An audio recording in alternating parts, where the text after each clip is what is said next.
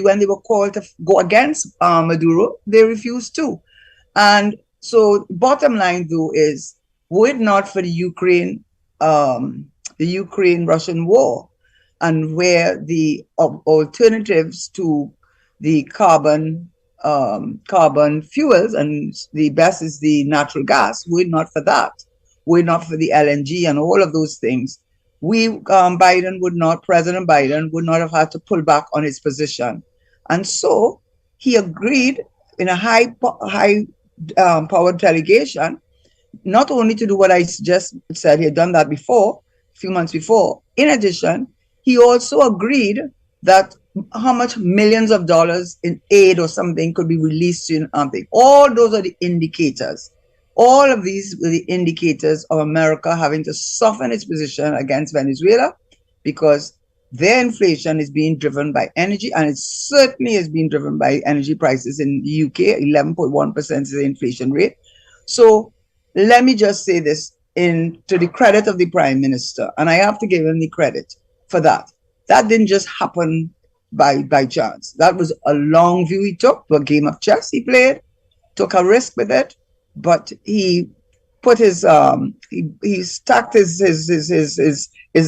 betting on the Maduro side, and the embargo, or whatever you want to call it, that President Trump had put on all international companies doing business PDVSA, which caused Shell not to be able to build the pipeline to bring gas from the Dragon Field to a hub. I can't remember the name of the hub. I'm probably going to get it wrong. I'm going to say Cassian, it's probably not Cassian, but a hub.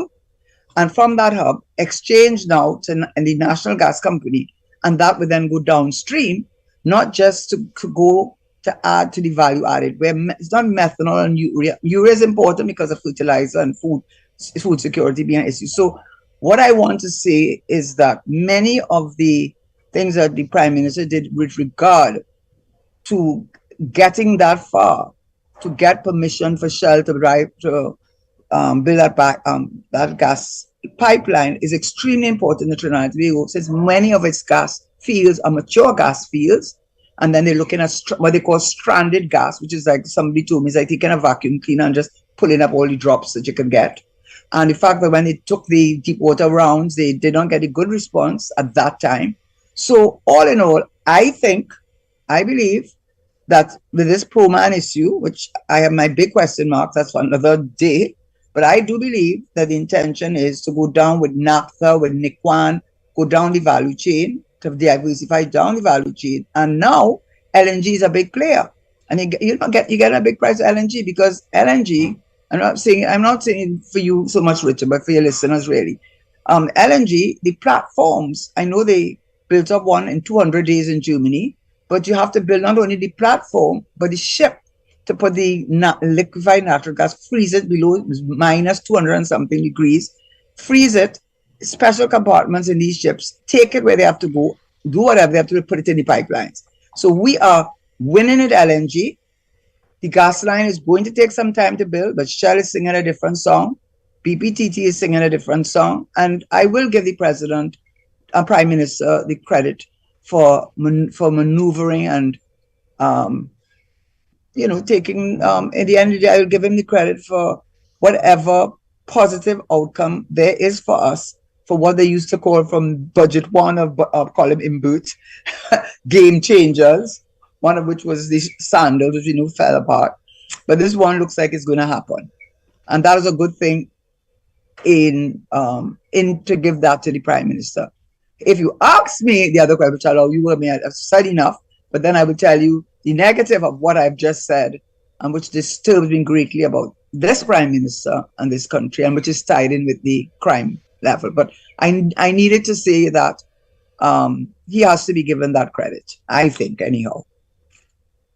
What say you, Richard Noray? I can't see you. I only see it. I'm not seeing you. I'm in full agreement with you, Karen. Full agreement with you. No one else pursued that deal with Venezuela as Dr. Rowley did.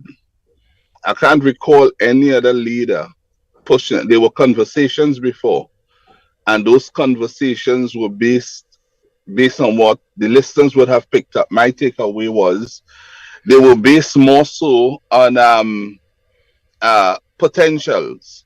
You know, what was possible, what could have been the potential of this, but I don't think that gone past that. So I agree with you. This is the only prime minister who tried to take it further. And a lot of people speculated that that's not going to work out. You know, that's a waste of time. And they concluded that because of the efforts they may have made or knew about the efforts that were made before, that resulted in really nothing, you know, and nothing has happened yet.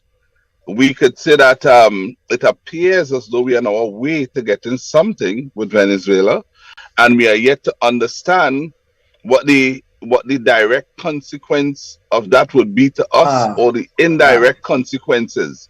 We don't know yet. So telling that yeah. we signed for 2 years and so on is only long after, sometimes not too long after, you get to learn exactly what we signed off on. Keep in Mm-hmm, mind, we were mm-hmm, told that, you know, other governments couldn't sign off a natural gas price, I think it was, and he was able to go away and he did it. You remember that? mm-hmm. Yeah, and And that dancing, pictures of him dancing and all of that. But I want to right, correct and you he, though. I was in government, Mr. Manning, and he yeah. was very close with Chavez. Remember, Hmm. Chavez was there Yeah, as the Chavez came here to the summit of the and not Americas, only and that, the prime yeah, minister of our country, just yeah. as how he has taken Patrick Manning, as he has done with Cuba, he had the same policy with Venezuela. So I don't think you can put all the credit on Mr. Dr. Rowley in terms of developing relations. It was developed already. What made a big difference is the Ukraine war, and wow, natural gas has become such a big player on the international scene, so that countries like United States and Europe and Germany in particular have to eat crow now, because with all of their talk now, they don't have the replacement. They don't have it, and so he played it, but he did not set the foundation. Chavez was the foundation of our relationship with Venezuela. Mr. Manning was very close to President Chavez, and the only reason Chavez is not there is because he died, and then Maduro became it. So it was just a continuation of a relationship with Venezuela as we had with Cuba. So I think we have to be careful now. I'm not going to heap that amount of praise on him. What I would say is that there are people who did not want him to succeed, because the key to all of this wasn't the fact that there was gas in the trillions of however they measure natural gas. It was the fact of getting it to us, and you needed to build the pipeline, and Shell was the one to do it. And America stopped all international companies from doing business. So, in that regard, to get America to agree to Shell building that pipeline to take the gas, because from Kevin Ramner, I'll call his name because I don't think he'll mind. He had explained to me is not as if getting it from Ghana. It's going to be longer. It's not. It's a much shorter thing. It's more economical, more efficient to get it from Venezuela. So it's not his credit, the relationship with Venezuela. That superseded him with Chavez, and I was in the government with Manning when we had that. But Um, then, yeah, so I wouldn't give him yeah, that. But what I will say is the geopolitical scene has changed in the last few years, where natural gas has become king again. And as king again, he had enough vision to understand whatever other motives he may have had, and I think he may have other motives, in my respectful opinion. But in this thing, the opposition did not want him to succeed, because if he succeeded, the big issue with where's the revenue going to come from, and it's not in selling just natural gas, it's going down the value chain in the Point Lisa's industrial estate. So I will give him okay. that. So then he built on gains that were already accomplished in Yeah. terms of establishing a relationship. But he built on it. We cannot say that he had foreseen, or that it was foreseeable what happened with Mm-hmm. Russia and Ukraine would No, have actually happened, and it would have resulted in this. One could no. also debate that he got lucky in the way things developed. But even if he got Luckier. lucky, you have to say he got what? He got luckier because why I'm saying got luckier. By the way, this started with Eric Williams' time, eh? Because Eric Williams had the same approach to Cuba, and and all of that. So this is not something that's like a PNM, something that you associate with PNM, which I am very proud actually. Very proud of a PNM as a little tiny little country standing up to America. You know, you see when America gets a cold, when they sneeze, we cough or whatever he's saying, right? We catch a cold. I mean, I'm proud of the PNM for that. What I would say is he got luckier because he knew that he was not prepared to do what we needed to do to diversify. He was not doing it, and he still wanted to go down, rely on the energy, and therefore getting the natural gas deal with Dragon Field deal was important because Shell and BPD and all of them were pulling out, right? They pulling out. They were pulling out. Nobody was, the writing was on the wall a few years ago. Like, what going to happen in Trinidad? If you read articles of that around that time, everything was doom and gloom. But what he believed is that a game changer with time, the natural gas would make a difference and he would be able to use it as a feedstock going down the thing. So he got luckier in that it really pushed the envelope harder when the Ukraine thing war and America had to back down from this Maduro thing and this President Guaido thing and stop that talk. Everybody shut up now. Yeah, anybody talking not talk anymore? You see, every minute you put on CNN, you're seeing a Venezuelan eating out of a dustbin, right? All that talk done. And the whole barrier between Colombia and Venezuela, they remove that barrier of people moving legally between the two borders. So I can't say he got lucky. He said it from the beginning, from the time I don't not I'm not a supporter of Dr. Rowley, so I just try to be fair. Colin Mimble said that from the every budget which I have read, and he talked about the major game changers, and one of them was the Dragon Field, and all of him dancing with it. All of that was because he believed that whatever Europe said, what America said, even if natural gas eventually would not be as important, he knew it was still very important. And Ukraine war and COVID and all of that were blessings, if you want to put it that way, because guess what? America really, no offense, America. I love America. I want to go to America. Love to go and visit. So no offense to any big country. But they take care of their citizens. So guess what? We've got to take care of ours. They'll take care of theirs. Tomorrow morning, when they don't feel it's in their interest, they cut it in. So we have to take care of our own. So what Dr. Rowley did, it took in on that level. On that level, he took care of us. That's what I will see. Well, now, what he does with the revenue is a different story. Well, it sounds like in the whole process of negotiating with the officials in Venezuela, that those processes that are responsible for us being where we are today, read the Dragon Field, might take away from what you just said, that Dr. Rowley did very little more than just signing and dancing. No, I'm not going to say that at all. He is the prime minister. Listen, when we talk about the crime rate. No, you said this started under Eric Williams, then Mr. No, a relationship. Oh, the relationship. Okay.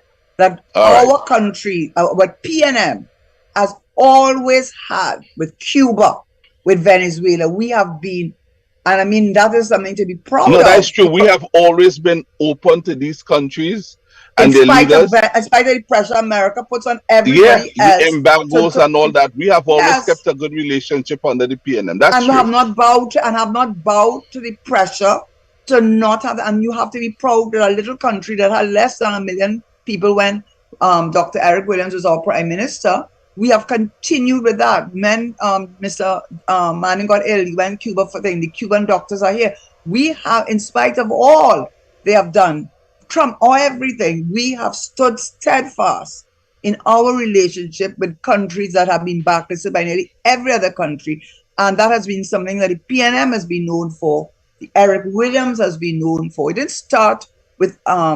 did not start with Dr. Rowley, but he could be a Trump and bust away from whatever you did before, as they will say, you know what I mean? He could say we're done with that, but he did not. He continued it and he understood more than, listen, the other thing is, I was not Minister of Energy ever. I'm not the Minister of Foreign Affairs ever. But I can tell you from being in cabinet and being in government, as I was told already, there's unique information that they will be available to them that you and I will not have, which will inform their decision making. And there are things that go on like in every country, like in every single country in this world, when they have to look after the interests of their own. You don't know what negotiation, what deals. I don't know what they did. What I do know is they gave permission for Shell to put that gas line. That's what I know. And I know that if he danced in Maduro and all that is public relations, all that is building good relations with trust and all that. I don't know, but I'm going to give him the credit because when we say about the crime rate, we're going to blame him. When I'm going to talk about how the entrepreneurship, we have poor people suffering, and only which I wanted to talk about really. But before I did do that, I did not want to say that I did not recognize that something that I see that has great potential, and that he didn't just wake up one morning and think about it. It is clear from my perspective that this was thought out. Calculated? Yes, and yes, and even if at the end of the day the opposition come and say just get a license, just taken away. It could never be happened. Oh my God. You just, and when she came, the lady, the vice president, come with the suitcase. I don't know what she had in that suitcase. But hey, when America dealt with Nicaragua, and with the arms deal, when America go in Afghanistan, when America go in Iran, Iraq, and they take care and do what thing, anybody there say a word? No. So I am not going down that road thing. I don't know.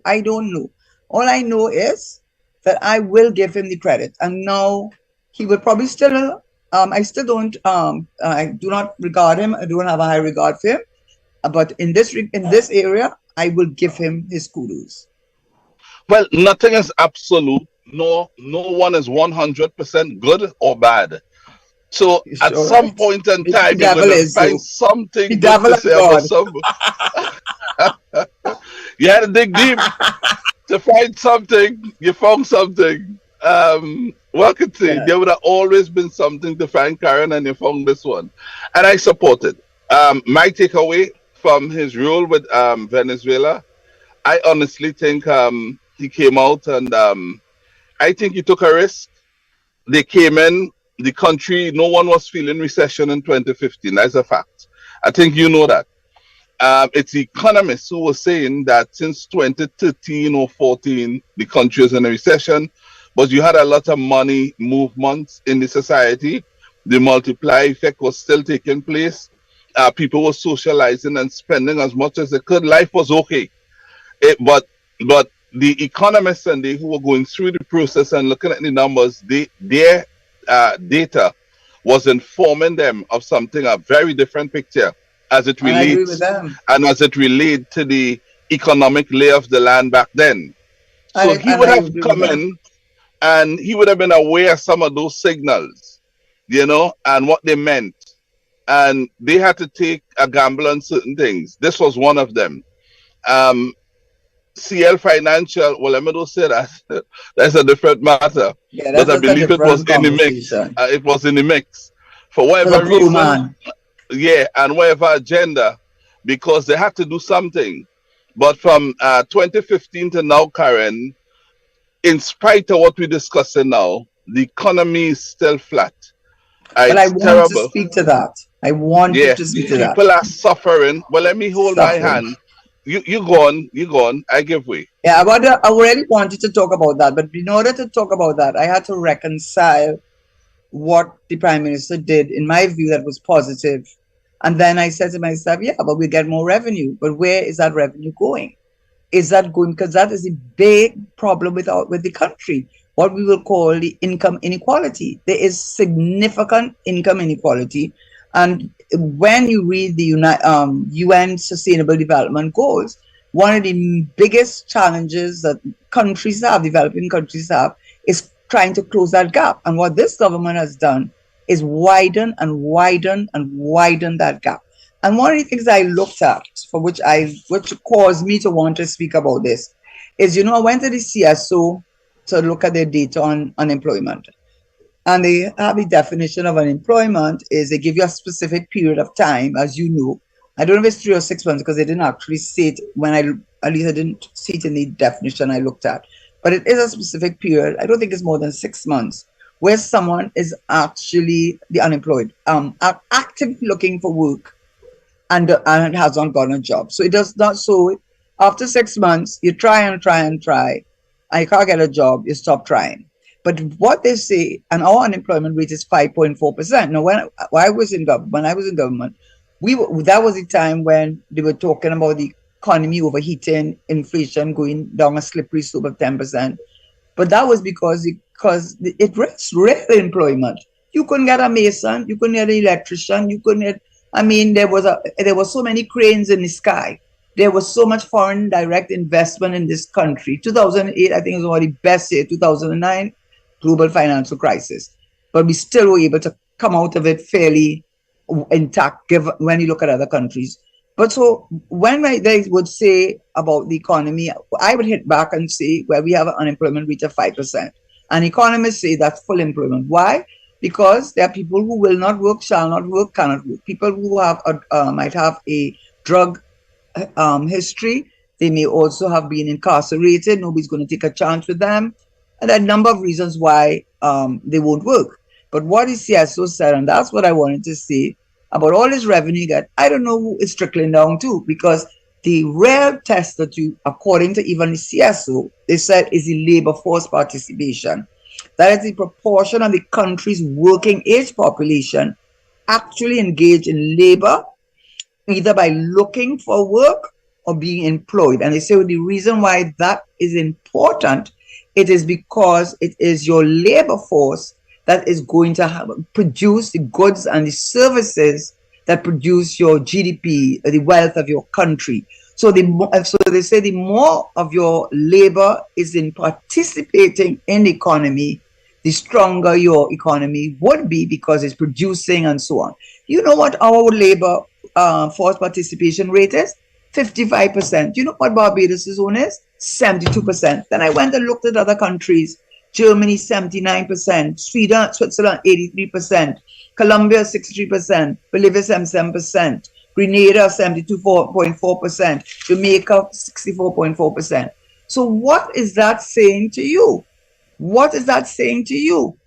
To me, I said, that means when people start saying they Trinidadians, they're too lazy, they don't want to work, and they bring all these undocumented Venezuelans. There's one particular person who I take great exception to him constantly singing the praise thing of these undocumented, you hear what I said, undocumented Venezuelans who pay no NIS, because the employer doesn't have to pay, because if you open your mouth, I will send you back to Venezuela. I report you as undocumented. And NIS is a big expense to our country right now. How are we paying the national insurance? Because we have an aging population. There are not as many young people entering into the workforce. Who's going to be paying those pensions? And these people are here. They are not paying NIS. They have the full use of our health services, getting all the medication. They come from Venezuela. I've read the articles, come just to use our medical facilities, just to use our free thing for which they are not contributing any taxes to. And believe you me, there are a number of them who have been found, it's reported in the papers, when you do a cost-benefit analysis of these people in our country, these undocumented, they're involved in the sex trade. Every time you hear about a raid in one of those nightclubs or thing, it's those people from Venezuela or Colombia, these women from those areas. Number one.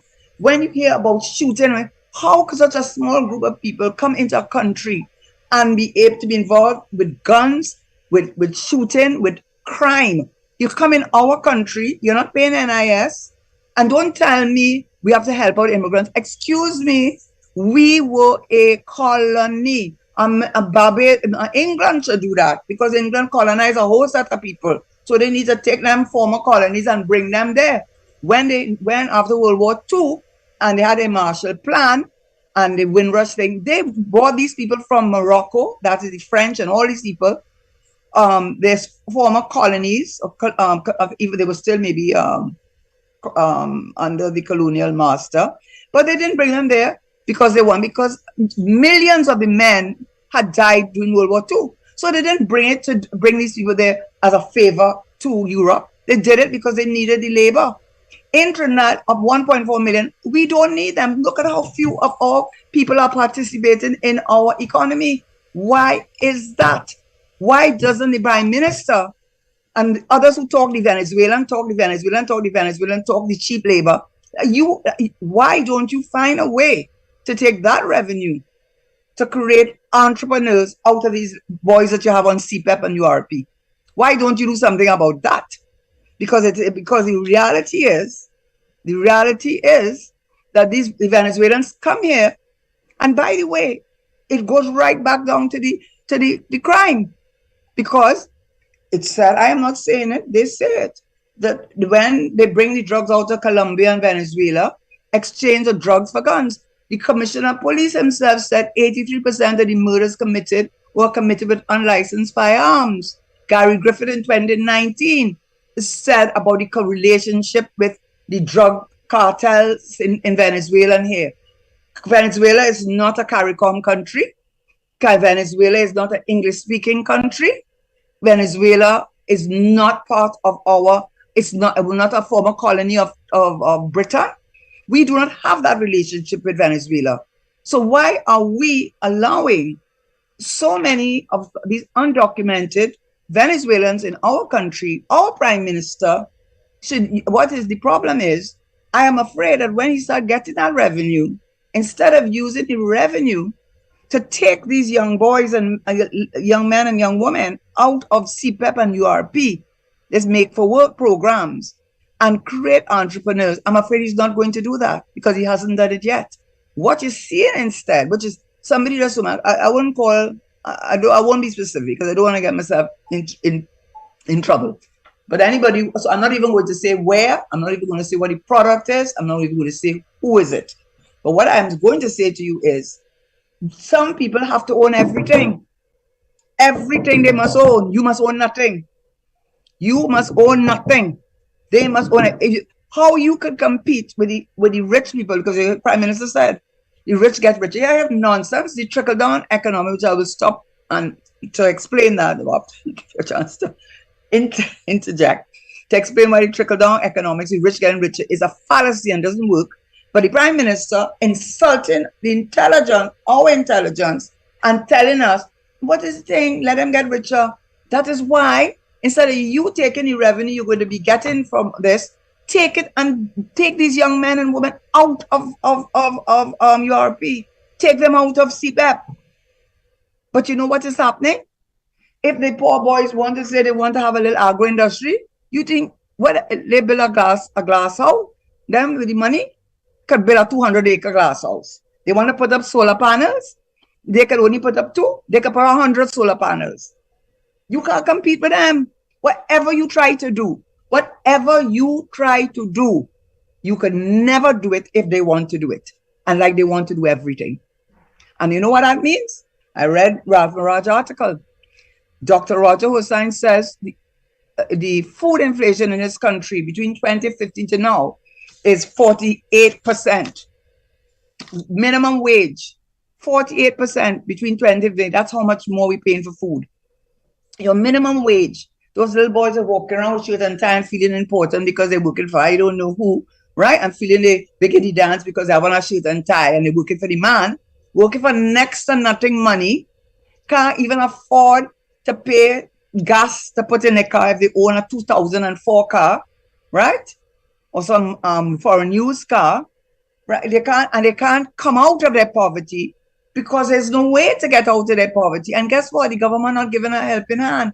They say the rich will help you, but you know what the rich are doing? Rich only getting richer, and everything is for them.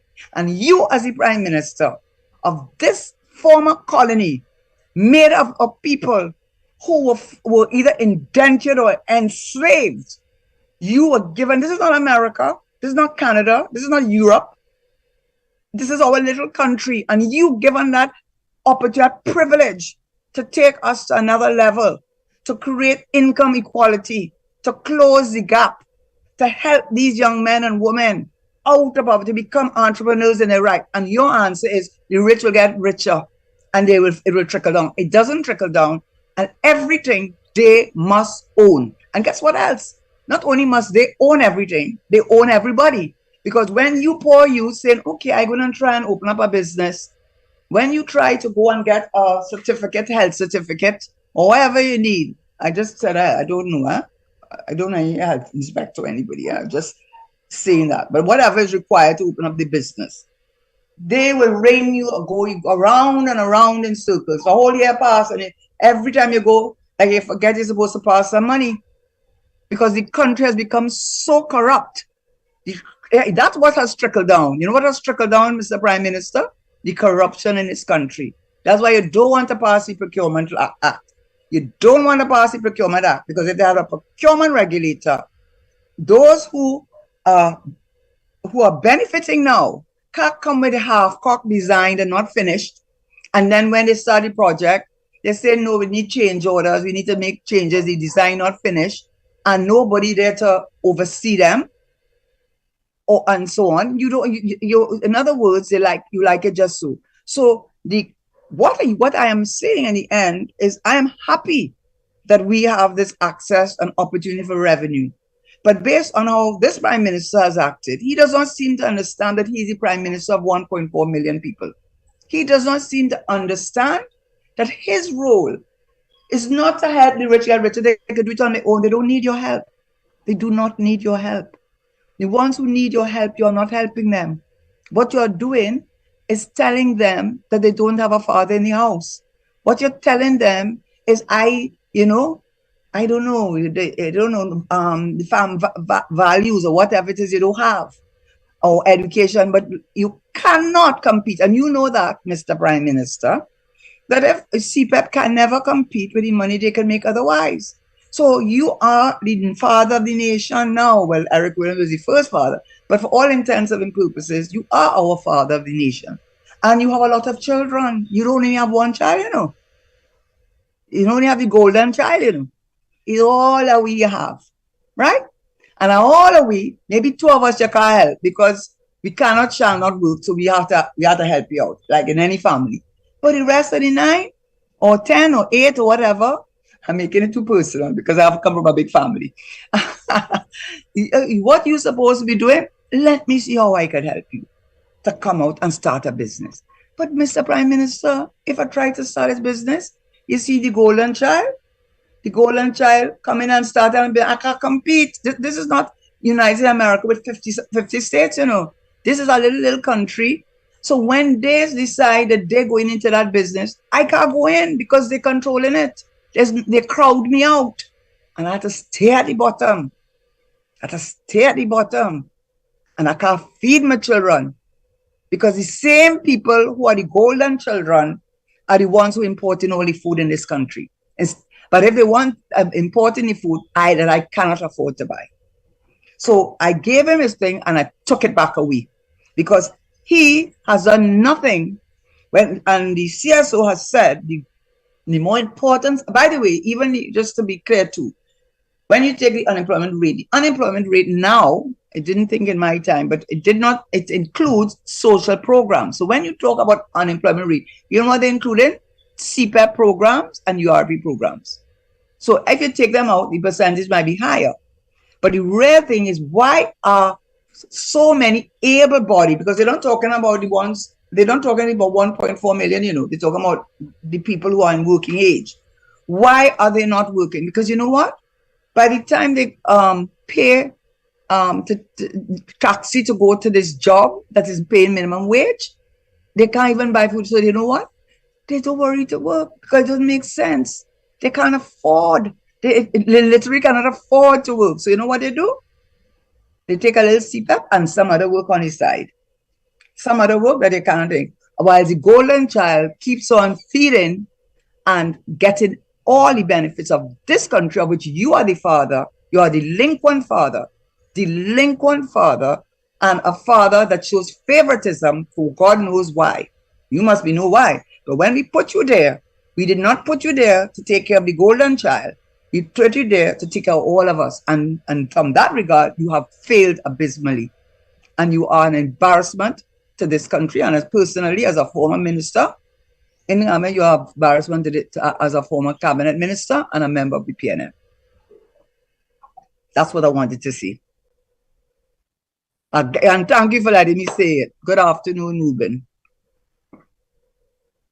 I'm not hearing you, Well, Richard. I gave the no, speech. no, you said it and you got it across quite clearly, and I'm sure our listeners appreciate it a lot, and they couldn't get clearer than that, Karen. It's a sad state of affairs in the country. The poor has been ignored, the poor has been neglected, and they know it. The poor has been left to try to secure themselves because we started this conversation against, the amount of killings that happened over the month of January so far. And I believe from what I'm hearing, it's a record-breaking month again for murders.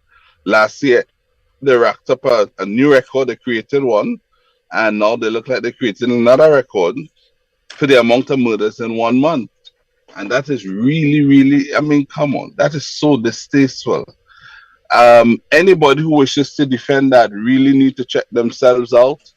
It's a hugely sad situation. The country has never been um, come across to the rest of the citizens in such a backward way, where it appears as though we just don't have the answers to what is taking place. Because in spite of all that we know that is hurting us right now in this country, the government postures don't come across as though they have no solution. They have no potential answers for these situations. So you cannot see the light at the end of the tunnel for these matters at all. So to me, it's an embarrassing thing for the country. It's embarrassing for the cabinet. And we had to find a way to move forward. And this is really, really shocking stuff. And I'm extremely disappointed by it. I know the journalists and they who working for media houses, it appears as though they were instructed to try the utmost to keep some of these things off the front page. I think Because I so. had to go way down to the back to find a little I think story. so. Yeah. I So think so. I find that is the trend. Mm-hmm. yeah, it's hard. It's very, very hard. And I don't know what they could do to uh, engage in the necessary and relevant form of maneuvering to pull the country out of the situation. I don't think it would be easy because people seem to have lost trust and confidence in the government. They have just given up on the government. I mean, it's really sad. Nobody even want to talk about the ministers and that kind of thing. They don't want to talk about them in a way to say they're funny, not to make joke about them to say they're ineffective. People just reach a place where they're ignoring them. And that's sad. That is really, really very sad. So I hope something can happen soon, Karen, in the economy that could result in the government having the amount of money that they claim they would like to have before they could do things more meaningfully for the small man. I think they have more than enough money right now to do what they needed to do for the poor because it's the poor who elected them. If you could find money for the rich, surely you could find some for the poor. And the amount of times between 2017 and now, money was found for the poor, for the rich. You could tell me within that time you couldn't something for the poor. This is a sad state of affairs, and it's no accident.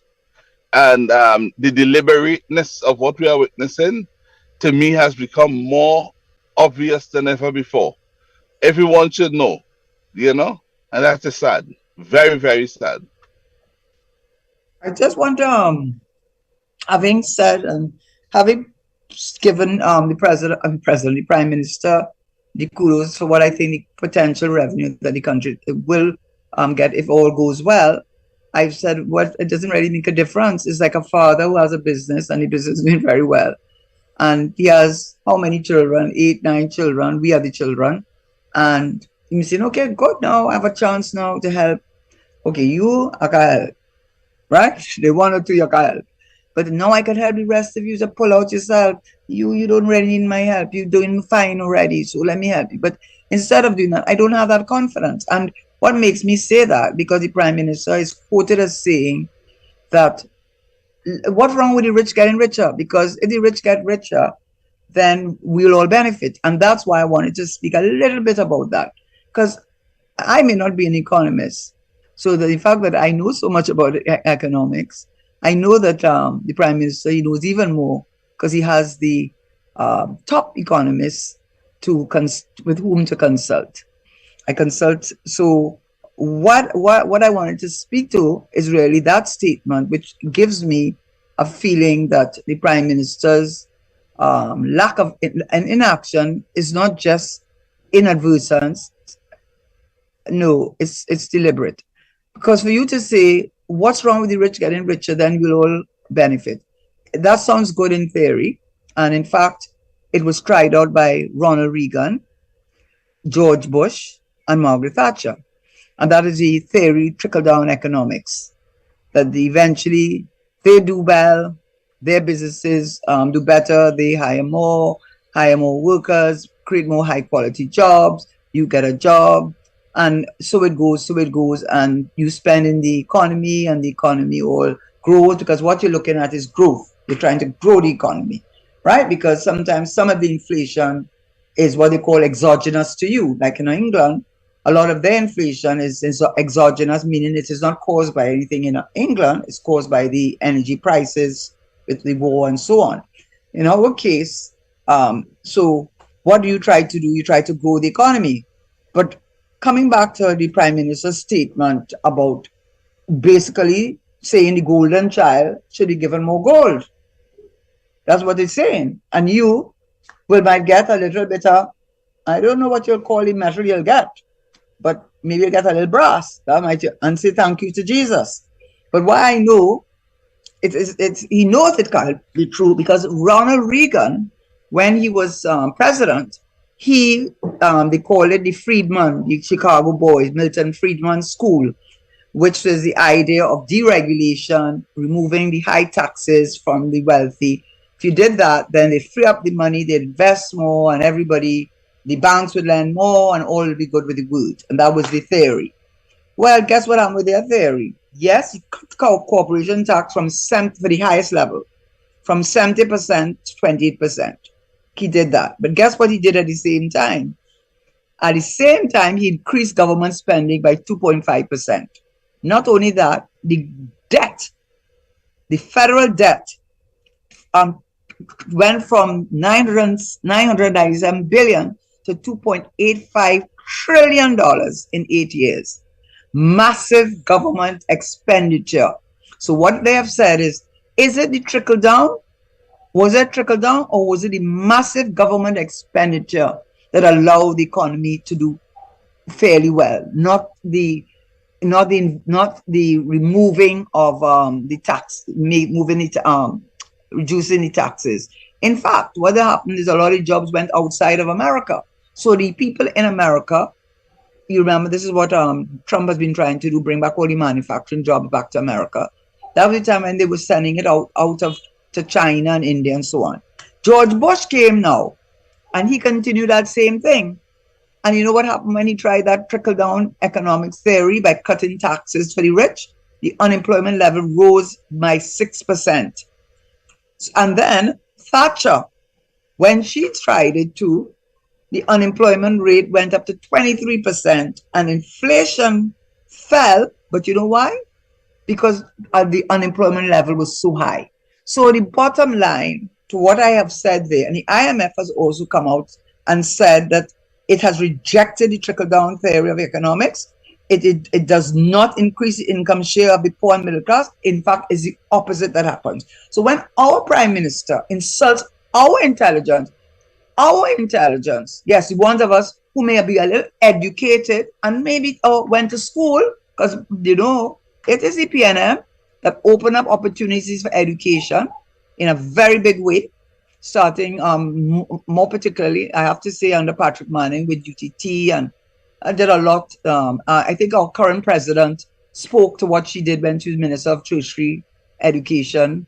So she spoke about what was achieved she didn't say under the PNM, because she's not supposed to be a party appointee. She's supposed to be a political whatever, but she's not really party.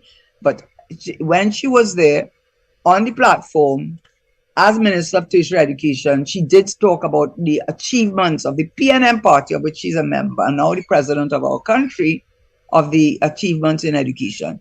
So what I want to say to that is our prime minister knows he educated, well, enough of us educated enough of us get a good education, that we know that you insulting our intelligence to tell us what you have a problem with.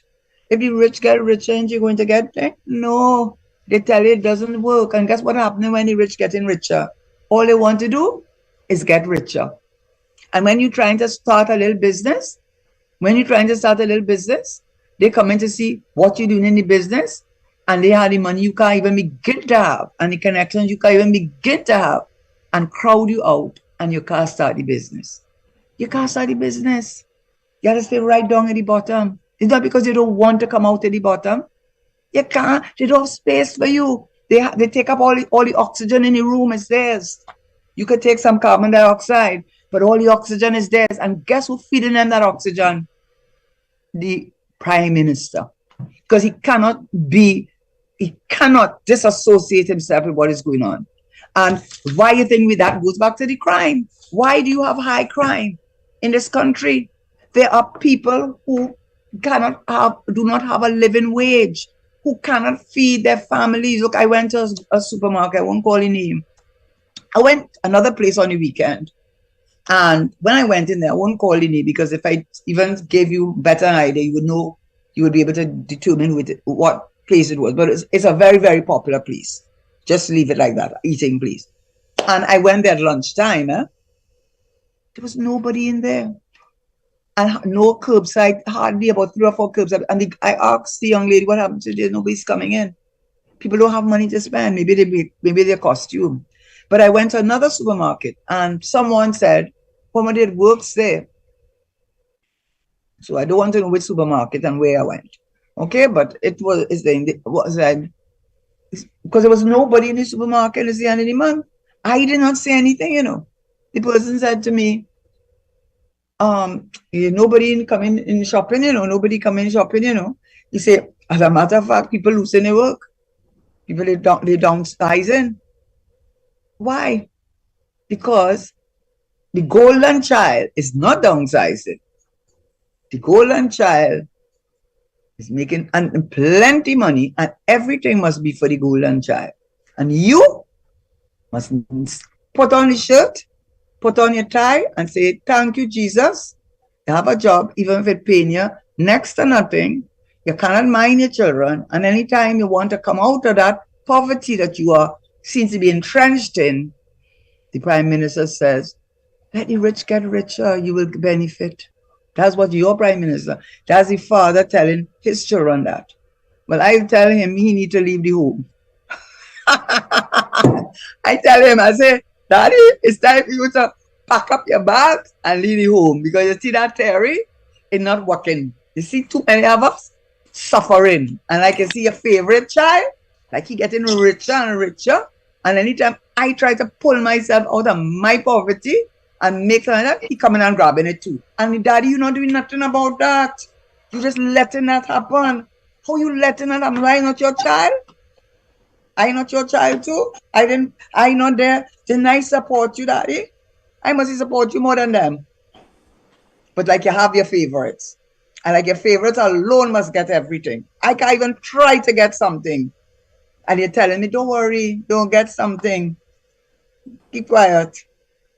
So I think I want to tell Daddy to pack up his bag, give up that work, and let somebody who believes as the sustainable development goals. Let me just read what they said, why income inequality is so bad. Not me, I read it from Goal 10, which they got in the 2030, Vision 2030. They look at the UN development goals as their guide.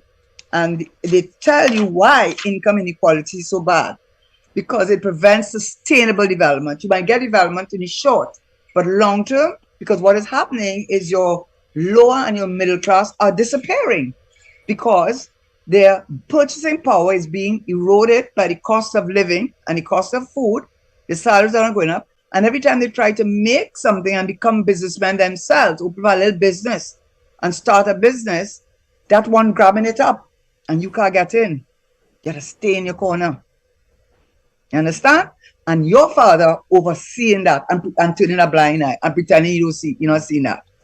And they're saying what it causes it causes inequality causes economic instability, a range of health and social problems, creates it all. And what they said, the more equality you have, is the less corruption, government corruption there is.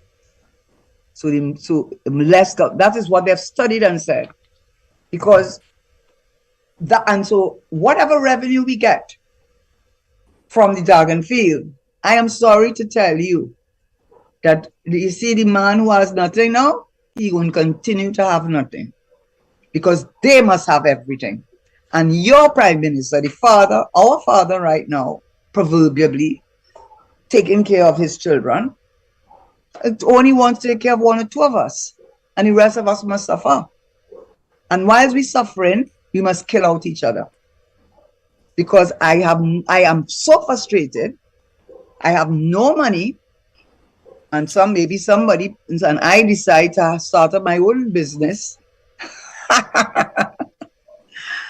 And the business is one which is creating trauma in the country, crime rate, and then the prime minister doesn't know why.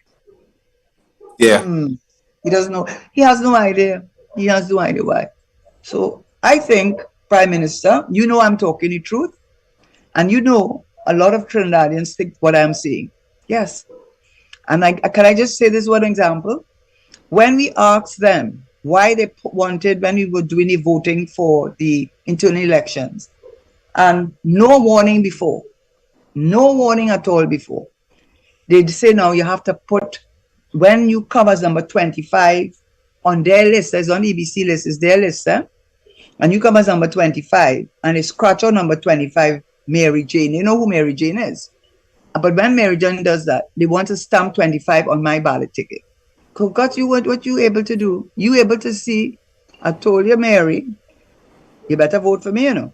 And don't think I am going to be able to find out. Because number 25 on that ballot ticket is the same number 25 on my list, which I own. And I know your name. And when I get the ballot thing and I look at it, I will see who you vote for or didn't vote for. And if you had any question in your mind that there is no truth in that, Richard, is that when they had the internal elections the other day, instead of the prime minister, the votes that the prime minister got, he got 8,000 votes. But guess how many he lost? In my view, 10,000. Because in 2014, he got 18,000 people to vote for him, and he had 80,000 members. In this rounds, it had 100 and something thousand members, and he got 8,000 votes. Where the other 10,000 went? But well, he lost that. He lost it. He lost more than 10. So I had to say he lost so many, and then from his own constituency, imagine you're the prime minister. The organization, they just didn't vote. Some may have left, and some stayed but refused to vote. And so he lost them. And wait now. And imagine you are the prime minister of the country. Diego Martin constituency must have thousands of members on the PNL. And in the 2 days that you're saying, 188 votes. When we send a letter to them, and ask them, why are you stamping the number on the ballot ticket? Why are you doing that? Up to now, they haven't answered us why. Why must I, when I put my secret ballot, the whole idea of a democratic voting and all of that, why is it you must stamp that number on my ballot thing when I put it in? How secret is that? You just have to take, I'm not saying you're doing it, but you could do it. You take the 25, you compare with the 25, you see who 25 is Mary Jane. Mary Jane told me she was voting for me. All right. We'll deal with Mary Jane. Yeah, so and there'd have been a reason why it was done that way, Karen. But they didn't, up to now, they haven't told us why. And they never told us before, you know. By the way, let me just tell you, it's not to say we knew that they were going to do that, you know. We found out when the voting started that they did that, you know. So we had no prior warning of this, you know. That's unfortunate. But I think it was no accident. That was done by design, so in my opinion, to produce the outcome that was produced. They wanted certainty going into the election that the outcome would be what they would have wanted. And they did that. And all that is unfortunate for our party at this time. And having done that, look at the state of affairs in the country still, as you have just expressed. You know, you're fighting for the job, and that's okay. You want to retain the job beyond 2025, that's okay too. But you have to be able to have what is required to back that up, such as to say, hey, we did the job and we have more work to do. What we promised you that we would have done had we got in, we did it. And now we have more work to do. We want to continue to push forward. That has not been said. And that has not been done. And I don't think it will be done based on what has happened so far.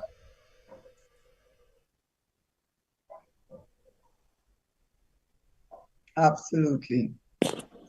I think you're being very kind to use the word unfortunate. What I would use that word, what I would say is, and I remember we wrote them formally to ask them why they were asking the numbers being put on the thing. I feel I don't know. They didn't give us an answer, so we don't know what their thinking was.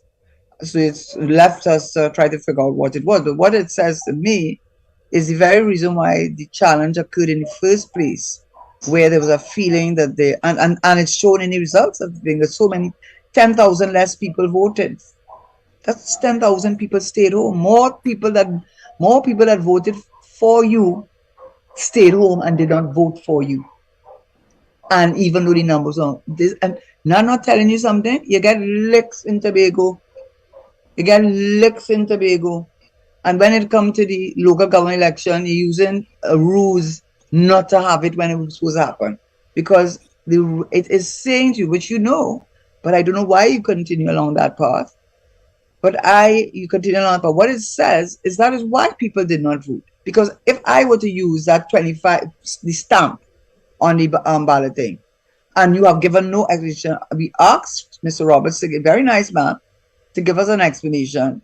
I can only say that is indicative and symptomatic of the feeling that people have that this government is not one of integrity, not one of honesty, and not one that is willing to do, must win by any means necessary, and at the expense of the people who voted for them, and not only for those as the government of this country.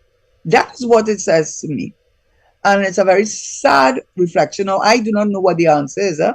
We asked, they did not answer as yet. I would have loved to know what the answer is. So why? There have to be a reason. And why didn't you tell us before? We only found out when people came and told us they don't understand when they're going to vote, they stamp in the number.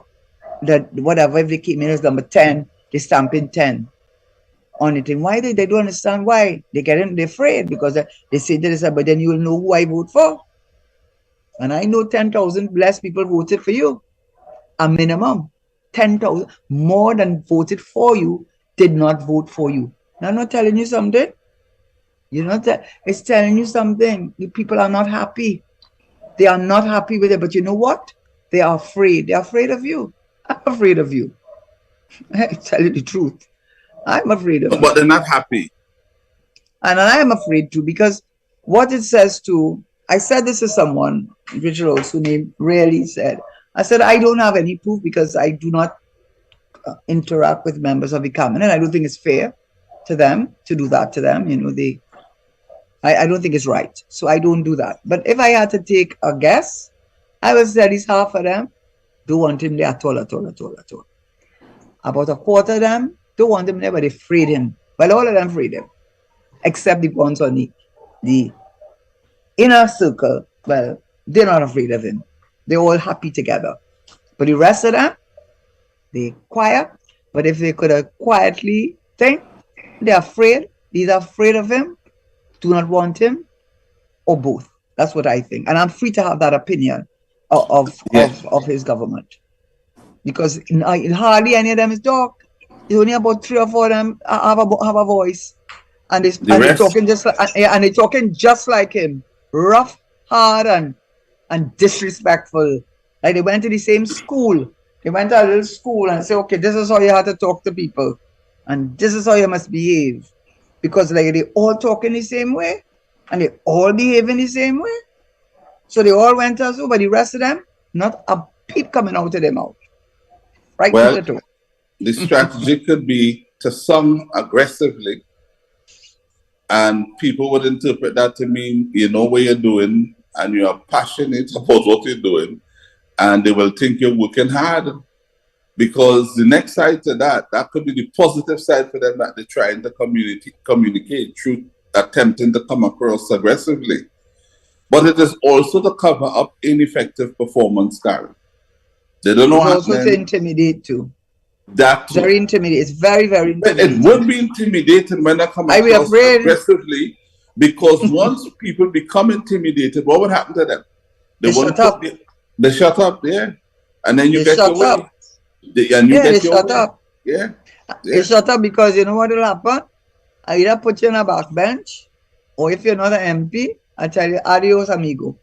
That's it. That's And it. listen now, and when they tell you adios amigo, not only the PNM, all governments. So we're not going to label it like the PNM alone. Limited to the PNM. That is governments. That's All governments, right? government. Yes, all of them, all. So we're not saying that. But what they know is right now is the PNM in there. If it was UNC, they do the same thing. And let me tell you, when you come out, you ain't getting no job, you know. You better know you not getting a job, you know. Because your They name will is tell you you blacklisted, you know. what would happen first when they put you out. They may tell you, okay, we're not following you. You go and try to do whatever you want, whatever. But anytime you talk anything, then you become completely blacklisted. In other words, they're telling you, go quietly. Into the night. Yes, just go quietly. Have Who did nothing to that? Who say. went quiet into the night? Clarence Rambutan. You don't hear anything from him more. He just said he had to go and see his family. Is he in Canada? Well, the I last thing don't I heard know. about him is accepting the job. No, but was he in Canada? Because he said the reason why he didn't want to be minister anymore is because he wanted to, he didn't have to spend time with his family. So I assume that he's in Canada. Yeah, yeah. Don't know, you know, I'm serious. I don't know. But what I know is you don't hear anything from him. Yeah. After he make his thing, he gets very, very, very, very quiet. Go quietly into the night. And if you don't go quietly, you could still, even if you go quietly, okay, you could go quiet. That's not just that's the government, especially now where there's no foreign direct investment at the moment, not anything of any, any magnitude at the moment.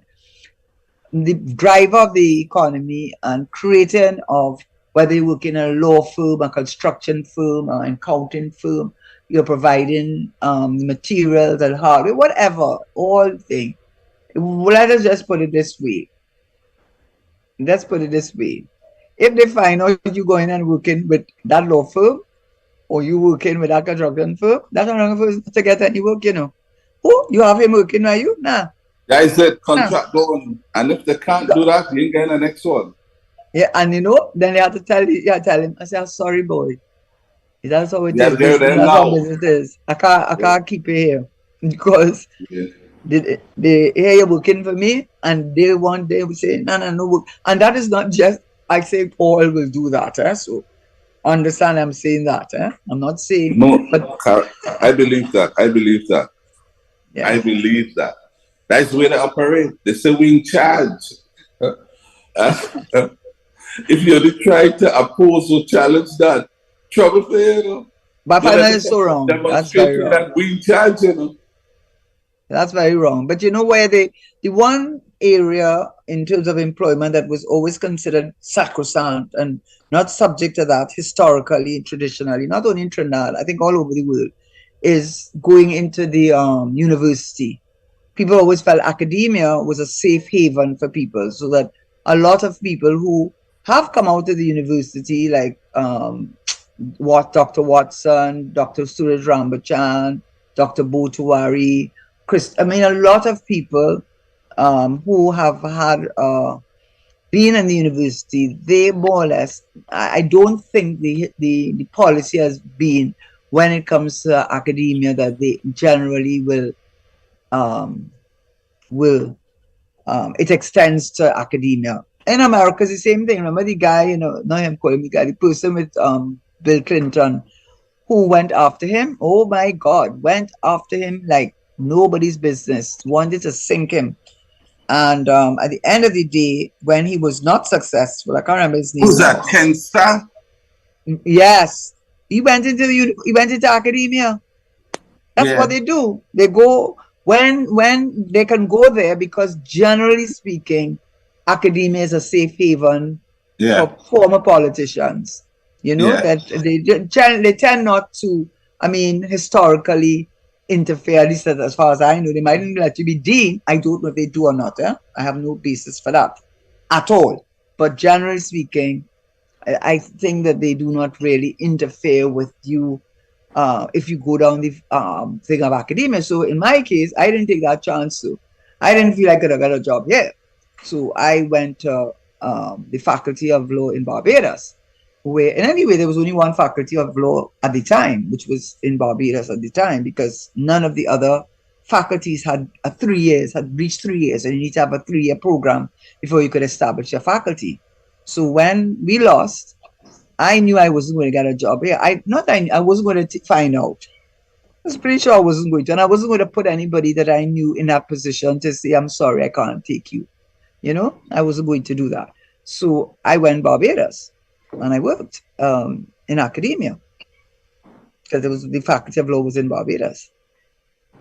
And I was able to secure a position there fairly easily. But I saw a lot of my colleagues would not, you know, it was hard on them. So it's both sides of the equation. So the bottom line is, if you're in the cabinet, don't think because they're not saying anything and they're staying quiet that they agree. No, it doesn't say that. At all. Sometimes when you see them in the cabinet and they're not saying anything, it could also be because they're not in agreement, but they don't want their quality of life and standard of living to be interfered with. And you can't blame them either. No, you can't blame them. So they would say, if I talk out, I can't fix anything. Why who talked out and got herself in trouble? I don't know. I think Skippy used to say Trevor Sudama is one. Not Trevor Sudama. I don't know on the PNM. Who was that talk out? No, we're talking governments in general. A government in general. Go to the PNM and pay a price for it. You know, I can't recall. I know this guy, he resigned from this government. Well, from the last administration. What's his name? From Ghana. He's not from Ghana. His wife is Ghana. Okay, all right, and then he tried to get back. Oh yeah, but he had Ghanaian. But I like him very much, so I won't say anything. Robert LeHunt. LeHunt, yeah. They had a falling out. And what I would say is the resignation backfired. I think so. Sorry, I like Robert very much, but they just have to say that.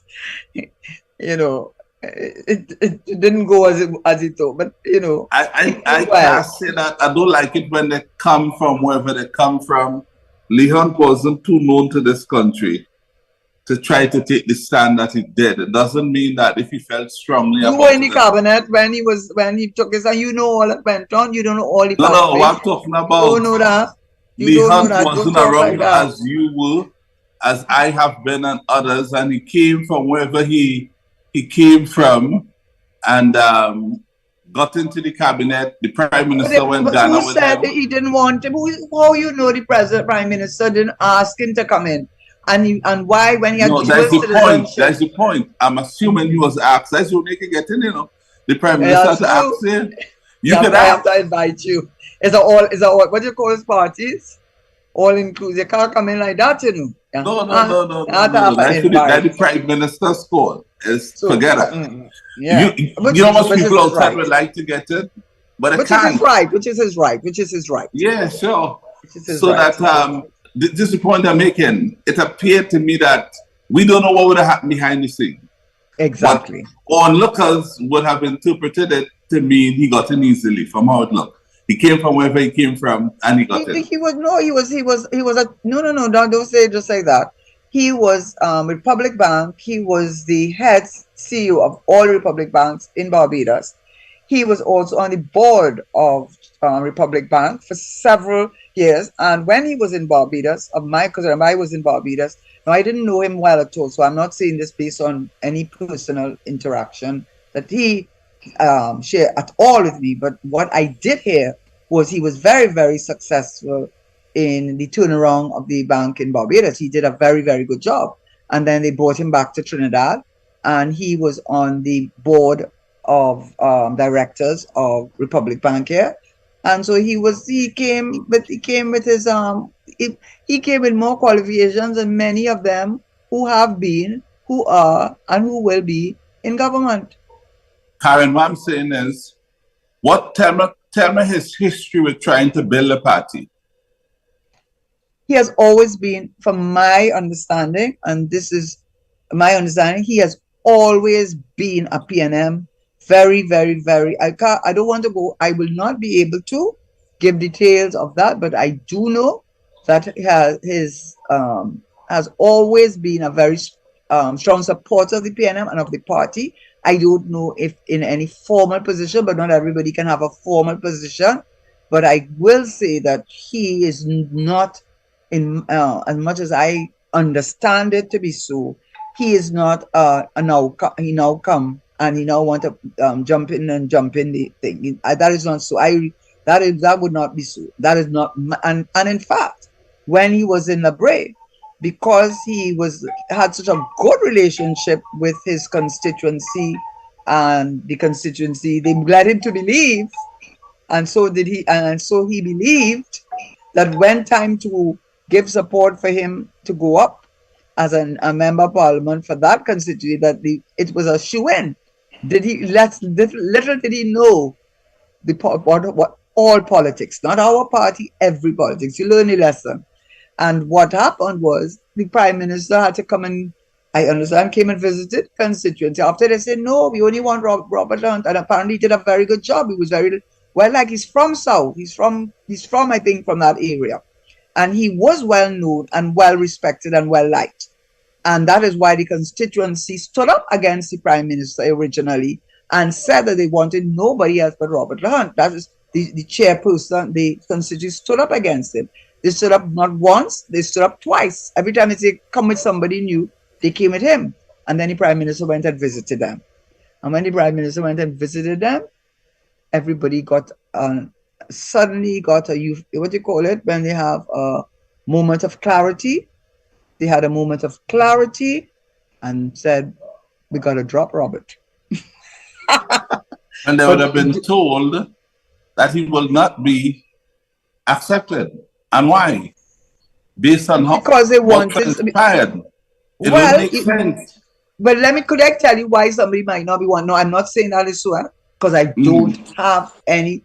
If I had information, I wouldn't say it. So this is just pure speculation. But if you feel, you know what they say, keep your enemies close and your friends closer.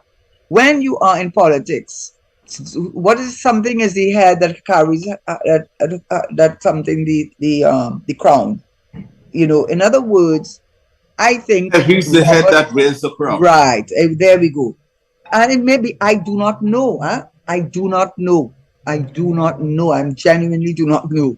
But I would think that Robert Hunt would have a lot of appeal among the working class, especially black working class in Trinidad, given that he had been to Ghana, set up the Republic Bank, whatever bank in Ghana, married a Ghanaian wife. His wife is from Ghana, right? So therefore, if you are looking for someone who, if you want to stereotype or go into race and all of those things, he was well educated. He was very Afrocentric in his thinking, and therefore, if I had to look from the prime minister, maybe he felt that Robert was a real threat to him, and you don't want your threat next to you. I do not know that. I do not know. But I'm just saying, from my little experience in government, when you're in government, when I was in cabinet, there might have been 3 or 4 people who felt they should be the next prime minister. And anytime you think you should be the next prime minister, you're looking at who thinks that they should be the next prime minister. And only ever the person you think should be the next prime minister, you're making sure that they are not any competition to you. I do not know. I do not know. But what I do know is he was they removed him as deputy political leader. I do know they did not give him a seat to run.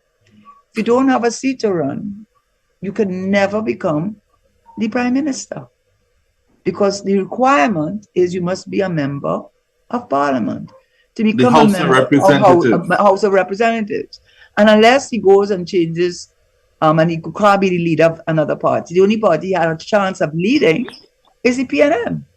And if he was perceived as part of the appeal of Dr. Rowley, is that he's seen as black and for the black man and thing. I don't say that is a perception. Whatever it works, whatever works for you, whatever floats your boat.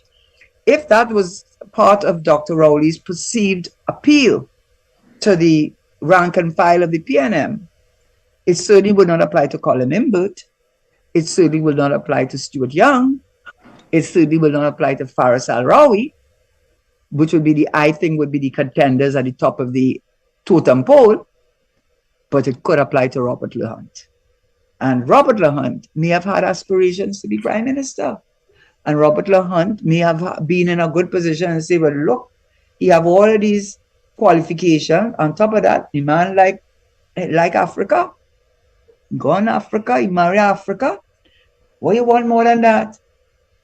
What you want more to show that he for us, for our people? So he move him away. He have no position. But he's now president of the IDB, doing a lot of good work.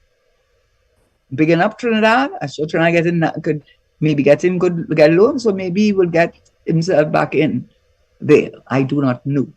But what I am saying is, we do not know what goes on behind the scenes, and we do not know what are the factors. And I'm sure it's not those water meters. Water meters was what was used to lick him up. And I think maybe the water meters lick him up, but maybe he didn't understand. And you know politics, Karen. I know. Yes, I do. I do know politics. Cause sit down in cabinet, good enough. They probably told him, Karen, go with the water meters talk. I could think of somebody who would tell him that from my experience. Water meters died the way to go. Boy, go with the water meters thing, man. Don't worry, man. Yeah. Go. So he feeling he could go with the water meters talk. Man, they mashing him up. He don't understand. He have no friends in politics, you know.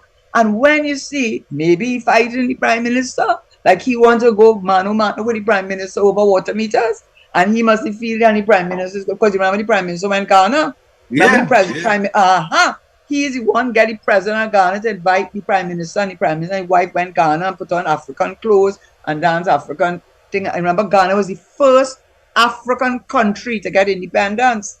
Remember George Padmore, these CLR, I think it's CLRJ, all these top people that from the Caribbean, Trinidad, that book, The Hero, went, what's his name? Cozy Harris from Dominica wrote the first constitution for Ghana. And they are the ones, the group in Red Cross after World War II came together. And Ghana was the first country. So Trinidad and Ghana have a special relationship born out of it. And the Caribbean people, Trinidadians, were the ones that they must see the movie The Hero that tells you who are the ones. George Padmore changes them. I don't remember what his real name was. He said change it because he didn't, all the Tuna Puna boys, they didn't want to shame their family, just think things didn't work out. And went to Ghana. And then they wanted to start the Federation, African Federation. And the Europeans get frightened because they know Africa have plenty wealth. Next thing, these people start to feel they could have a union, like America could have a union, like Europe could have a union. Then we can't control them. And that is why Robert LaHunt is seen as a man who loves his roots and who's proud of who he is. And he proved it by his wife, and it's a beautiful wife. So you know, that helps a lot. You know, we have a nice, good-looking wife, and he definitely has a nice, good-looking wife. So when you put all of that together, and you know he's wear a lot of African clothes, I know that, and he put on an African clothes, and you can't tell him he not identifying. He identifying with his roots, and you want to tell me he's not a more threat than Faris Al-Rawi, that he's not more threat than Colin Imbert, that he's not more threat than Stuart Young. If Trinidad was made up of Stuart Youngs, yes, but the world Trinidad made out of the CPEP and URP workers and the rest of people who are educated in this country who would say, you know, he looked like the best option out of the whole of them. And you know, like those who want that position need to get him out. So we have to set him up. I do not know. I do not know. I really do not know. But I think he was feeling himself. And Karen, I saw it just as I believe you do. It was a setup from day one. You get set up. You go back to the beginning. Let me go back to the beginning. Robert, you know I like you a lot. And I wish you well. If you have a story to tell, it should start from the beginning. Okay. When Robert my grandchild, he's telling me, grand, let me tell you a story as a 5-year-old. The story don't make any sense, but it's once upon a time. So go ahead, once upon a time. Yeah. When Lee Hunt was being sworn in to the Ministry of Public Utilities as a minister for that ministry. Yes. Don't forget, the swearing in took place and everything was all right. Yeah. And the very next day here, he was unsworn. Because, you remember that? No, but I remember he had dual citizenship, so he had to give up his Ghana citizenship. No, Karen. Okay, well, go ahead now. Let me tell you now. You just said you don't know, but you think you were set up. Let me start from the reversal there. Okay. Let me start from the reversal.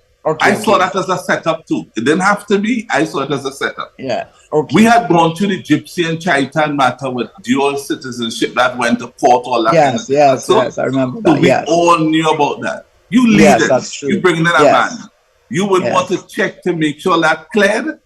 Yes. So when you interviewed the guy, I would say that you knew that he had dual citizenship. The guy. Oh, okay. Yeah. Lee Hunt. Yeah. You ought to have known he had it. Yeah. And you went and swear him in just like that, only perhaps to pretend thereafter that there's a problem. The question may have been put to Lee Hunt after he was sworn in about the dual, and then he said, yes, I have that. He said, well, no, we have to revoke or how should I say, invalidate that swearing in process. And you have to straighten that out first, and then you'll be re-sworn in, right? That gave the gentleman an opportunity to come to the nation and say, there was a glitch. You hear this, eh? There was a glitch with Mr. Lee Hunt's information or something like that, that caused them to have to do what they did, which was to bring to an end suddenly his ministerial appointment until he clears up his dual citizenship situation. Now, people in the country looking on, what you gonna think about Lee Hunt? Either he's not very bright, or he was deceptive. You know what I mean? He's not somebody you could consider going forward to be leader when he can make those errors. And the PM, I'm not saying this will happen. We speculate. So we don't know. We don't know. You know what they ever say? Nature abhors a vacuum. So we just fill in the vacuum. We don't know, but we're on talk show. We had to speculate. Yeah, I mean, we're trying to fill a vacuum. Yeah. So by holding out now to say we'll wait until he clears up, making you look innocent, clean, pure, and good. And when he clears it up, it's what I mean. So it looks as though, well, you just wanted to get right. But tell me something. What leader, if you're a good leader, if you are the leader, and for all you know, you are, just that the way the different days of voting, well, I'm not getting into that. You can be the leader, no one would ever really know. But if you are a leader, Karen, of the party, and you're interviewing someone, to run for a seat or to bring someone in as a minister, that's not a question you will ask within the first 5 questions after what we've been through, whether they have dual citizenship or not. Yeah, but doesn't it go both ways? I mean, I'm not so sure. I understand what you're saying, but doesn't it go both ways? It reminds me, it sound like a digression, but it's the same idea policy. Remember the chief magistrate when she was appointed as a judge, and the chief justice allegedly had asked her, have you cleared up all your matters at the magistrate's level?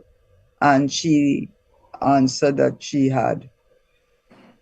Let's say I can't remember it exactly, but anyway, whatever it was, it certainly did not represent how many she had outstanding. And it was only after that, according to the reports, that then it was discovered that it was not the number that she had represented to him, the Chief Justice, but there were far more matters that she had not included. And my understanding from other judges that I have been friendly with over years and who have been appointed to judges, they have said to me, if they have matters outstanding, the Chief Justice will say, well, what matters? Well, okay, well, clear them up. And when you've cleared them up, then you can apply for a job, because right now you can't come until you've dealt with them. And I remember going to a meeting of the Law Association, and I won't call the name of the senior counsel. I was very shocked. I mean, it just did not make sense to me. Does it tell you when people out for you? Said, but didn't the Chief Justice have a right to look and know how many matters were outstanding? Did he have a responsibility to that? Then I said to myself, but didn't she have a responsibility to tell him? Because doesn't she want, what is a judge? One of the things you want from a judge is the highest level of integrity. And if you know to get his job, you have to have cleared up your matters. You mean you are telling me you want to blame the Chief Justice alone, not her, doing as if it's the Chief Justice's fault that he didn't know that you have plenty more matters outstanding? If you want to be a judge and I can't take your word on a matter like that, and this was a senior counsel law association meeting they had, and putting all the blame totally on the Chief Justice, I said, but this is going to be crazy. Don't you have a responsibility to tell the man the truth? So it goes both ways. So when you ask me that, I don't know if I would go down that road, because then I would say, you just made the point. You can, even if you look in the Constitution and it says, what are the requirements today? You can't be a convicted felon. You can't be all kind of this. They give you all the things you can't be to become a thing. You're not going to tell me everybody the Gypsy story. Everybody heard about Gypsy. You know, he had to give up his citizenship, United States citizenship. I mean, that was a big story, right? So you're not going to tell me that both of you didn't have a responsibility. It goes both ways. You going up for a job, don't you have a responsibility to say to the Prime Minister or to the thing that is interviewing you, you know, I have Ghanaian citizenship? And maybe didn't you know that? Didn't you go to Ghana with your wife? Or would you introduce? Karen, let me ask you something. I'm not sure about that one. No, hold on, wait. I agree with you. It had to work both ways. No two ways about that. But the onus in a situation like that must be more on the existing politician who's bringing in. Okay. Because the existing politician would have known more about the Gypsy and Chaitan matter. Not only that, he has a responsibility to put the right people in. Yes, hold on. If I bring you in, and I can ask you a question, such as that people could question my judgment in the future. I had to protect that to Karen, because what's happening? You coming in, you had dual citizenship. That may not be in your mind, you know. But if I ask you, you will tell me. So you're probably just going along, yes, you know, look, here's my ID card, there's some qualifications, and I'm going through the process. Oh, no, I have another passport, but you don't need to see it. Yes, I have another passport, but you don't need to see it. You don't need to see it. That's not telling me if I have another passport or dual citizenship, you know, I need to do. So let us assume the form had nothing. True. You understand? You as a politician, let me tell you, for me, if I'm leading, I have my short list of questions. You must clear these before we go any further. I want to ask you, have you ever been charged with anything? No. Do you have any pending matter with any court in Trinidad and Tobago outside? No. 3, do you have dual citizenship? Have you been to St. Anne's for any length of time? And when I say Anne's, I don't mean the district. I mean the hospital. But you understand what I'm saying? Are you certified? Yeah. Oh, those are I have my short list. Your political knowledge and the skills that you have on the so what is it? What is your thing? What do you say? You bring to the table, we can deal with that after. In other words, I'm satisfied with that already. That is why you are here. I just want to know. When I put you in, the opposition can come and tell me, did you know your minister had this? Or you had this outstanding? It's like we had another minister, you know. And every, at least once every month it appeared like he left quietly to go to New York. And he was fighting a matter. True. Yeah. Fighting a matter. Yeah. Surrounding some apartment or some nonsense. You remember that? Of course, I can't forget that. And you, the Minister of National Security, I think he was. And the other day I saw our Attorney General. What's the latest? What play out with him? I saw something in the papers that I was asking. What ruling they had? You didn't see it? It must be in the back page. I'll get and raise it with you. I'll get and raise it with you. But anyhow, when you what are you saying though? You know what I'm getting from you know, we do not know, and we do not, and that is the starting point. But the law allows us, for persons who are in public office, what they call fair comment. You are entitled to give fair comment based on the information that is being These are not defaming comments. No, and you have a good response if they told you. We are trying to logic out. Not only that, you have a good defense, fair comment. You are entitled to fair comment. Yes. Now, but I am trying to understand what is your fair comment you're making. I gather gathering. I don't know why I must be a slow learner here, but something is saying to me that it may be that it was not by perchance that he was not asked if he had a dual citizenship. Because if he had been asked that, he would have said yes. And this whole situation would not have arisen. He would have cleared it up and none of this would have happened. So that it could be that he may have had the ability to, we do not know for sure. We do not know that he had that and he kept it in the back pocket because, and then waited till the deal was done to say, he didn't tell us this. Now we have to invalidate you. So I don't know if that's what that may be, and if that is what may be indicated here. We coming near to 6 o'clock. I know I look watching it. I have my clock there, watching the time too. We have about a minute or two. If that is what that we maybe perchance be saying, it is the threat that some people may have felt that he presented. Because I think out of all of them, at this point in time, out of the PNM thing that you could look at, I have not heard anybody say that he has been involved in any underhand thing. I haven't heard anything. I didn't hear him having to recuse himself 1,000,000 times. I didn't hear him renting any building to anybody. He may have, but I don't know of that. And what I do know, he seemed to be able to cross both frontiers, like Kamala.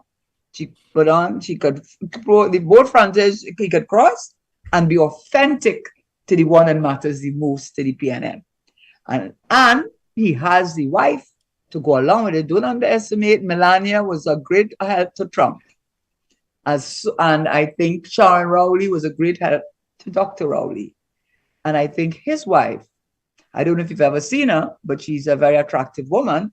She's a great wife, and she's Ghanaian. She's the real thing. So I will just say, if I was a betting person, and I looking for who I want to go, because remember, I want to choose somebody who might make me president. I want to choose somebody who I'll be able to negotiate after. I don't want somebody when I leave, they pet me out like thing and don't have anything to do with Maggie. I want to still have some, some little bit of power. And if I want that, maybe Hunt is not the man for that. Maybe that's it. Maybe that's the problem. But right now, out of all of them, the Hunt looks like the best deal. Well, Look, I the clock remember- right. 6 o'clock. I remember. I have a phone I telling me remember what time Minister it was is. appointed on a Thursday evening, I believe, and fired on the Saturday or Sunday. You remember that? I know And he got fired. when that happened, Karen, what transpired was they changed the leader of government business. Okay. You remember that? The messages No, well, are you see, I always know being that's sent right. quietly. Okay. Oh, quietly they did it. Yeah, Yes, I got you now. yeah. There you go. But I think we've had a good conversation here. But For yeah, all those who are listening, I want to end Next right. week, want I to want take- us to explore. Yeah. The president said she was never really. don't start me up with that. Don't start me up with that. Don't No, start me up with that. You're gonna eat them words. It's 6 o'clock. Before we go, I wanna just make a short. President. Look, Daddy Mark has stayed quiet. Let Daddy Mark say something. Let me just say something on behalf of Mr. Lee Hunt. At that time when he was a minister of public utilities, he came through Libre, and he used to be all over Libre, talking with the people and stuff. I remember at one time we were having water problems, and I met him. And I said, sir, we're having real water problems, and it's been so many months we've had no water. And he took up his phone right in front of me and called the superintendent in charge of such. And he said, make this immediate. And it was done immediately. So there you go. Look, Yeah, Daddy Mark just proved a point. Yeah, he was well liked in Libre. And there you go. Who is the representative now? We don't even see him. Wait, I'm not going down that road, but guess who gets the message that he's very popular? He was very That is popular. it. And let me tell you something. Remember, in politics, if you look at politics, you know who's fallout? The one the closest to the thing. Yes. The one closest to, because that is your closest threat. So Yeah. on that great note, we have given Robert Lahant. You know, I like you as a person. I wish you the best. And if you have to choose out of the whole sorry lot, which I don't think you're a sorry lot, you are the president right now at IDB. You are the best they have of that whole lot, and that is why they are concerned. And with that, I have to say adieu, bonsoir. I'm told it's bonsoir, not bonsoir. When you're saying goodbye, it's bonsoir. Karen, Au revoir. enjoy Carnival. We'll pick it up again next week. Yes, we'll come back with We'll come back with the president next week. Yes. Yes. All right. Take care, everybody. Again, Karen. Ruben, everybody. Get ready for next week. That's my grandson. He wants you all to see him. This I can. That's he wants you all to see him. Yeah. Okay, bye. Take care. All right, Bye. take it easy. Bye-bye. Yeah. Bye. Tell him he was just seen all around the world. Yes, he loved that. He going back to school. Bill, I saw you on your grand's television, on your grand show. Bye. Okay. All right, Karen, take it easy. Yeah. Next week. News straight ahead at Power 102 Digital. The future of talk is here.